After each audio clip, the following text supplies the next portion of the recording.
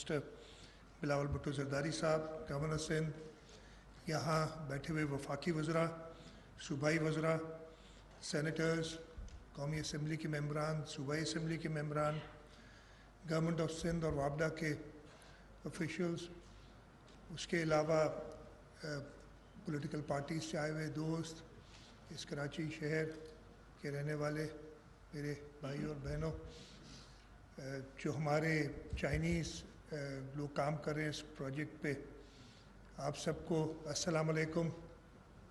आपको वेलकम भी करता हूँ चीफ मिनिस्टर हाउस में। प्राइम मिनिस्टर साहब, बहुत शुक्रिया, आपने टाइम निकाला।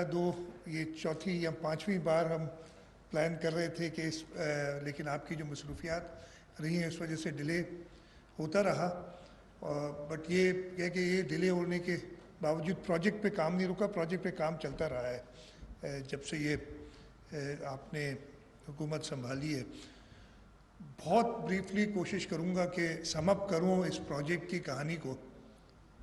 बहुत पुरानी है, 2002 से शुरू हुई थी, 2002-03 से 20 साल हो गए इस प्रोजेक्ट को।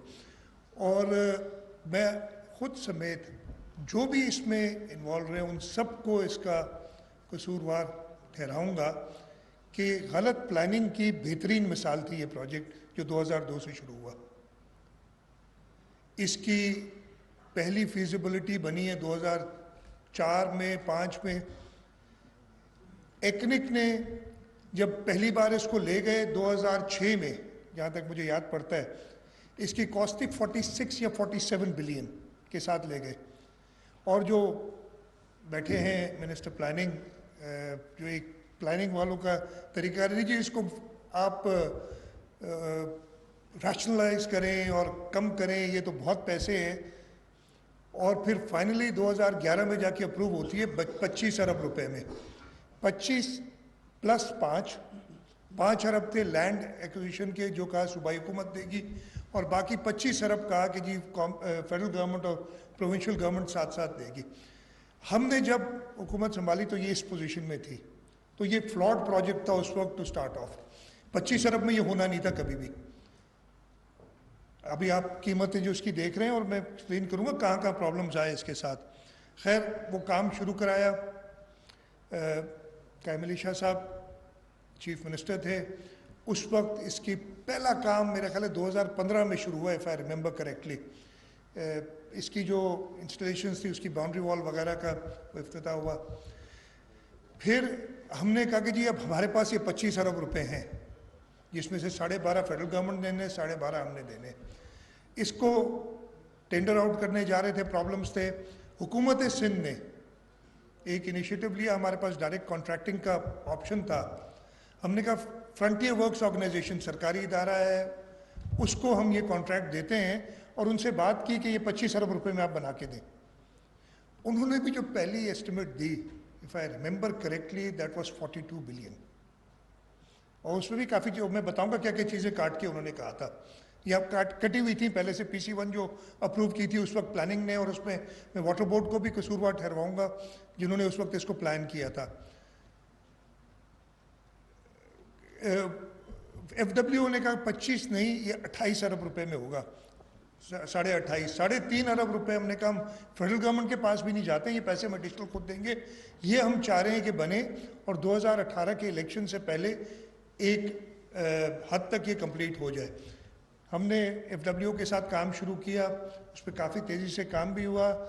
12-13 अरब रुपए खर्च भी हुए उन 2-3 सालों में। एग्जैक्ट अमाउंट्स ऑब्वियसली मुझे नहीं याद है। और उसके बाद उसी वक्त अब उन्होंने प्लानिंग क्या की थी, मैं आपको बताता हूँ। एक किंजर झील है, उसमें से पानी लिफ्ट करना है। पानी लिफ्ट करके through pipelines and through open channel इसको आपने कराची के करीब लाना है और फिर इसको डिस्ट्रीब्यूट करना है। रास्ते के अंदर अगर कोई रोड आ रहा था तो उन्होंने कहा जी इस पर कोई ब्रिज विज बनाने की जरूरत नहीं, रोड काट दो।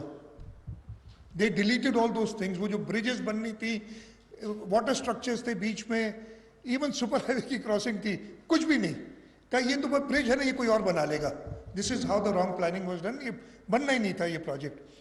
ये जब फाइनली 2018 हुई, फिर हमने उसके बावजूद चाहे स्लो काम चल रहा था, हम इसकी रिवीजन में जा रहे थे, हम चाह रहे थे इसको और थोड़ा सा तेज़ काम करें।